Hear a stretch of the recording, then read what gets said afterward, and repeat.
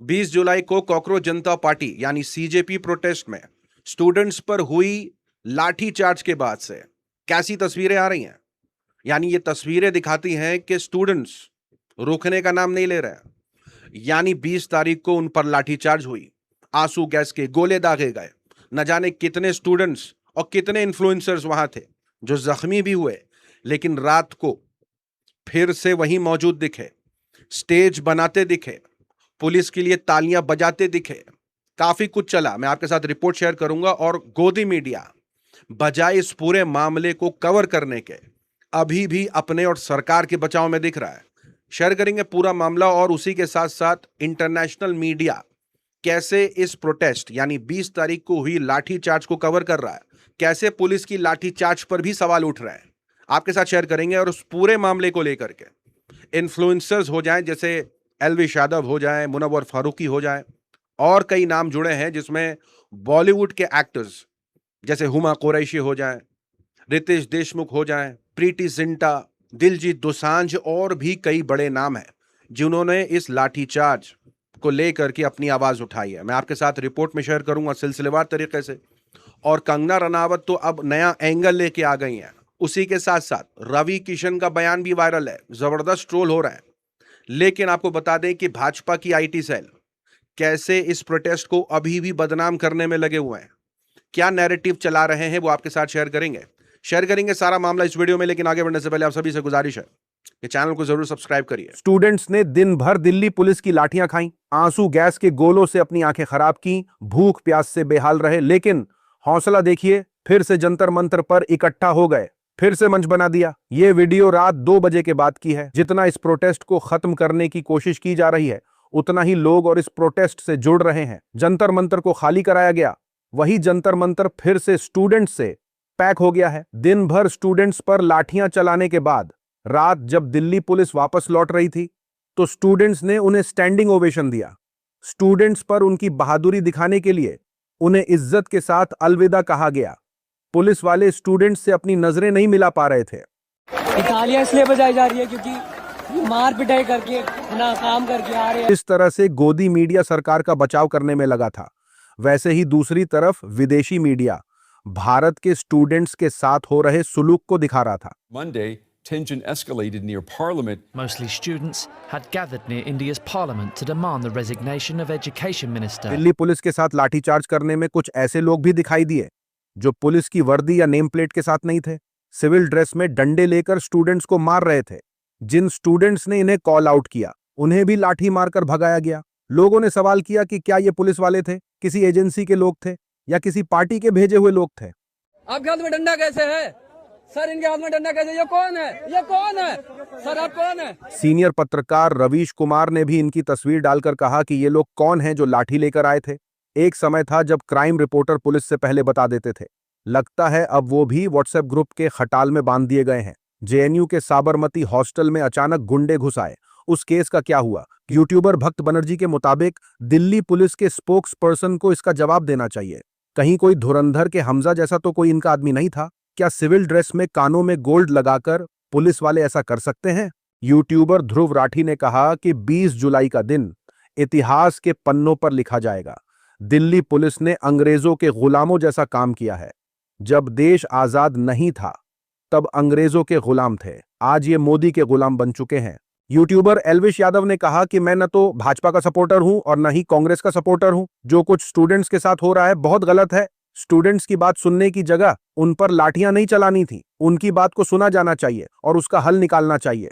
लोगों ने एलविश यादव को एक्सपोज कर दिया, कहा कि आप भाजपा के सपोर्टर हो। इसका सबूत भी है। आपको अपनी ऑडियंस खो जाने का डर है, इसीलिए ये बयान दे रहे हो। हिम्मत है तो कहो धर्मेंद्र प्रधान इस्तीफा दो, नरेंद्र मोदी इस्तीफा दो, बोलकर दिखाओ, तभी माना जाएगा कि आप भाजपा के सपोर्टर नहीं हो। कॉमेडियन मुनव्वर फारूकी ने कहा कि स्टूडेंट्स के साथ ऐसा सुलूक करना बंद करो। सरकार को चाहिए कि वो अपने नेता को निकाले जिसकी वजह से ये सब हो रहा है। जो लोग इसे देखकर भी कुछ नहीं बोल रहे हैं, उन्हें बोलना चाहिए, ये देश उनका भी है। बॉलीवुड एक्ट्रेस हुमा कुरैशी ने कहा कि प्रोटेस्ट में लाठीचार्ज की तस्वीरें मेरे जहन में लंबे वक्त तक रहेंगी। लाठीचार्ज देखकर मुझे बहुत दुख हुआ। इसे सुनने और बातचीत के जरिए संभाला जा सकता था। हम भारत के लोगों ने ही इस सरकार को चुना है। और आज हम सभी को सवाल पूछने और जवाबदेही की उम्मीद करने की जरूरत है। जिन लोगों ने पीसफुल तरीके से अपनी बात रखने की कोशिश की है, उन तमाम लोगों को मेरा सलाम है। ऐसे ही इंस्टाग्राम पर एक लंबी पोस्ट में एक्ट्रेस भूमि पेडनेकर ने कहा, हिंसा सॉल्यूशन नहीं है। देश का अपने स्टूडेंट्स के लिए फर्ज है कि वो उनकी हिफाजत करें। लोकतंत्र बातचीत से ही बनते हैं। भूमि ने एजुकेशन सिस्टम में सुधार की भी मांग की और पेपर लीक, एग्जाम में धोखा, बराबर के हक न मिलना जैसे मुद्दों को उठाया जिन पर ध्यान देने की जरूरत है। फिल्म मेकर अनुराग कश्यप ने भी पुलिस एक्शन पर अपना गुस्सा जाहिर करते हुए इंस्टाग्राम स्टोरीज पर कहा, वर्दी पहनने के लिए आत्मा का, जमीर का, सबका सौदा करना पड़ता है। मालूम नहीं था क्या इस देश में कोई पुलिस वाला है जो खड़ा होकर बोल सके, मैं इस आदेश का पालन नहीं करूंगा क्योंकि यह गलत है। सिंगर विशाल ददलानी ने सीजेपी प्रोटेस्ट में पुलिस एक्शन पर कहा, देख लिया, मंदिर में, वोट में, पेपर में चोरी, बच्चे आवाज उठाए तो सीना जोरी। इकोनॉमी से एजुकेशन सिस्टम तक जहां देखो वहां साफ नजर आती है इन लोगों की कमजोरी।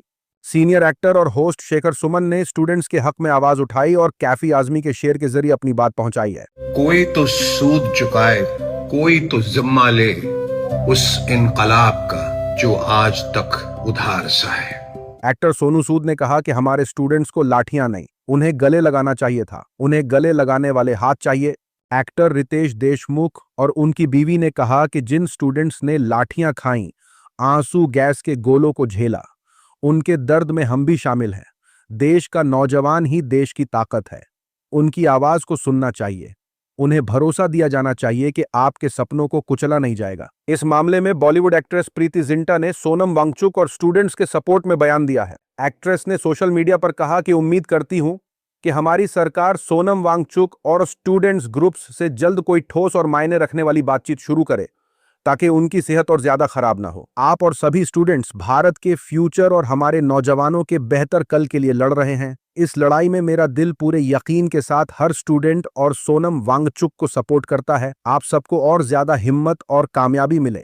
अपनी फिल्म सतलज को लेकर चर्चा बटोर रहे सिंगर दिलजीत दोसांझ ने अब स्टूडेंट्स के हक में आवाज उठाई है। दिलजीत ने कहा कि अगर एक बार फिर बोलने पर उन्हें देशद्रोही कहा जाता है तो वो इसके लिए तैयार है, पर कम से कम स्टूडेंट्स की बात जरूर सुनी जानी चाहिए। दिलजीत ने कहा कि जिस तरह से स्टूडेंट्स के साथ बर्ताव किया गया वो सही नहीं था। जो हुआ वो बहुत खराब हुआ। स्टूडेंट्स के साथ ऐसा बर्ताव नहीं होना चाहिए था। मैं अथॉरिटी से रिक्वेस्ट करता हूं कि स्टूडेंट्स की मांगों को सुन लिया जाए। दिलजीत ने कहा कि मुझ पर तो पहले ही देशद्रोही का टैग बहुत बार लग चुका, अभी भी मुझे देशद्रोही ही कहा जाएगा। किसान आंदोलन के बाद मैंने बहुत झेला, बहुत गालियां और कानूनी दिक्कतें झेली जिनके बारे में मैं बता भी नहीं सकता। बाकी रब सब देख रहा है। भाजपा सांसद कंगना रनौत के मुताबिक मोदी जी ने मीटिंग में कहा कि स्टूडेंट्स को कोचिंग सेंटर्स में भड़काया जा रहा है। एक्ट्रेस ने दिल्ली पुलिस के स्टूडेंट्स पर लाठियां चलाने और मोदी सरकार के मंत्री को बचाने के लिए उनको शुक्रिया कहा। कंगना के बयान को सुनकर लोगों ने कहा कि क्या मोदी सरकार का अगला टारगेट कोचिंग सेंटर हो सकते हैं। भाजपा के नेता रवि किशन ट्रोल हो रहे हैं। रवि किशन ने बयान दिया, उन्होंने नीट पेपर की जगह नीट अखबार कह दिया है। अब इसे उनकी जुबान फिसलना कह लीजिए या उनकी बोली, लेकिन बयान तो वायरल हो चुका है। या नीट अखबार को लीक करने। सोशल मीडिया पर लोगों ने कहा कि इन्हें एग्जाम का पेपर और न्यूज़पेपर के बीच फर्क नहीं पता। जब तक ऐसे नेता देश को लीड करेंगे, देश का विकास तो होने से रहा। लोगों ने रवि किशन से कहा कि भाई अब बस करो, कितनी नेशनल ड्यूटी करोगे, आप हॉलीवुड चले जाओ, वहां आपकी जरूरत है, हमें बख्श दीजिए। कॉकरोच जनता पार्टी के प्रोटेस्ट को लेकर लोगों का आरोप है कि पुजारियों ने मंदिर के दरवाजे बंद कर लिए थे ताकि कोई स्टूडेंट या जख्मी बच्चा मंदिर में न घुस जाए।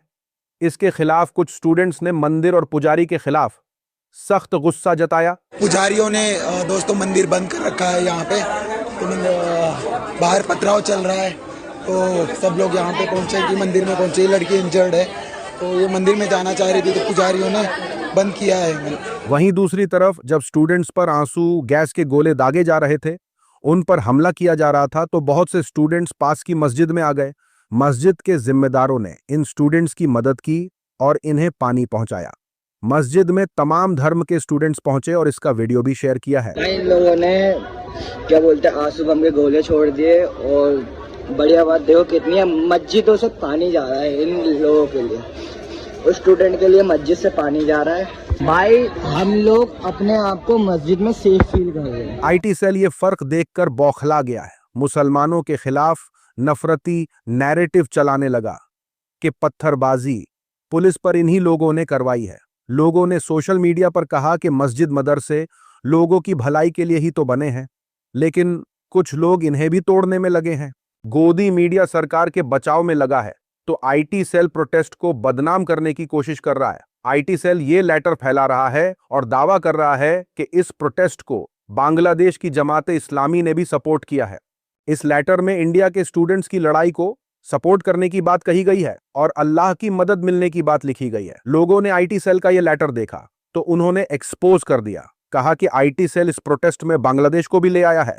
लोगों ने कहा कि ये आईटी सेल वालों की वही पुरानी फर्जी खबर फैलाने वाली हरकत है। ये तस्वीर एआई से बनाई गई लगती है और ये आईटी सेल की टाइमलाइन के अलावा कहीं और नहीं मिलेगा। कॉकरोच जनता पार्टी का प्रोटेस्ट आपको पसंद न हो, लेकिन उन्हें बांग्लादेश से जोड़ने के लिए ऐसे प्रोपेगेंडा और झूठे हथकंडे मत अपनाओ। आईटी सेल के झूठ से खुद स्टूडेंट्स परेशान हैं। उन्हीं स्टूडेंट्स के बयान को आईटी सेल नफरती नैरेटिव बनाकर फैला रहा है। स्टूडेंट्स ने प्रोटेस्ट में कहा कि मुसलमान हिंदुओं से लाख गुना बेहतर हैं। ऐसे हिंदू दोस्तों से अच्छा है कि मुसलमान दोस्त हों। यानी स्टूडेंट्स ने किसी बात पर भाजपा और मोदी सरकार के खिलाफ बोल दिया तो उसे हिंदुओं के खिलाफ बताकर फैलाया जा रहा है। हिंदू मुस्लिम यही करते हैं। मैं बताऊं, मेरी एक दोस्त है, मोमडन है, 1 बजे रात को जाऊंगी ना, मुझे 1 बजे रात को बंदी खाने बना के उसकी माँ देती है। उसी के साथ देखिए स्टूडेंट्स के खिलाफ लाठीचार्ज और उनकी मांगों को लेकर विपक्ष के नेता राहुल गांधी ने प्रधानमंत्री रेजिडेंस के बाहर धरना दे दिया था। उन्होंने धर्मेंद्र प्रधान के इस्तीफे की मांग की और स्टूडेंट्स के प्रोटेस्ट को सपोर्ट किया है। राहुल गांधी के पास मोदी जी ने अपने मंत्री जितेंद्र सिंह को भेजा और धरना खत्म करने की अपील की। राहुल गांधी ने कहा कि अगर सरकार संसद में नीट और उससे जुड़े आंदोलन के साथ सभी बातों पर चर्चा करने के लिए मान जाती है तो वो अपना धरना खत्म कर देंगे। उन्होंने मांग रखी कि धर्मेंद्र प्रधान का इस्तीफा भी होना चाहिए। इस पर बात नहीं बनी और प्रोटेस्ट जारी रखा गया। पीएम रेसिडेंस के बाहर धरना दे रहे राहुल गांधी को दिल्ली पुलिस उठाकर ले गई। राहुल गांधी के साथ अखिलेश यादव को भी डिटेन कर लिया गया। बॉलीवुड एक्ट्रेस ऋचा चड्ढा ने स्टूडेंट्स के साथ हुए मामले को देखकर बिना नाम लिए कहा कि वो फिर से डर गया और पुलिस को आगे कर गया। ये खबर देखिए, भाजपा किस तरह से पराए माल को अपना बताने में लग गई है। बीजेपी की एक वीडियो में पाकिस्तान की सड़क को मोदी जी का काम बता दिया गया। बीजेपी के एक्स अकाउंट पर एक वीडियो डाली गई। इसमें सड़कों और दूसरे बड़े कामों की तारीफ की गई, लेकिन इसमें जो वीडियो क्लिप लगाई गई थी वो टिकटॉक की थी, जिसमें साफ लिखा था कि ये पाकिस्तान के कब्जे वाले गिलगित बाल्टिस्तान के स्कर्दू के पास मौजूद बाल्टिस्तान हाईवे की सड़क है। ओल्ट न्यूज के फैक्ट चेकर मोहम्मद जुबैर ने दोनों तस्वीरें साथ में दिखाकर यह फर्क सामने ला दिया। इसके बाद पाकिस्तान के कई लोगों और भारत के लोगों ने बीजेपी को घेरा। कुछ लोगों ने देहरादून में सड़क धंसने जैसी देश की परेशानियों का भी जिक्र किया। वहीं बीजेपी के अंधभक्तों ने कहा कि ये इलाका असल में भारत का है। भाजपा की ट्रोलिंग लगातार जारी है। भाजपा की तरफ से इस मामले पर कोई जवाब नहीं आया है। सोशल मीडिया पर कहा जा रहा है कि बीजेपी के पास दिखाने के लिए असली काम इतने कम पड़ गए हैं कि अब पाकिस्तान के बाल्टिस्तान हाईवे की वीडियो उठाकर उस पर यह नया भारत है लिखकर अपना बता रहे हैं। कैसी बेबसी है। मोदी का नया भारत मतलब पाकिस्तान की वीडियो उठाओ और अपना बताकर चला दो। अभी के लिए इतना ही। अपनी राय सुझाव कमेंट में जरूर बताएं। मिलूंगा अगले वीडियो में। तब तक के लिए अपना ख्याल रखें।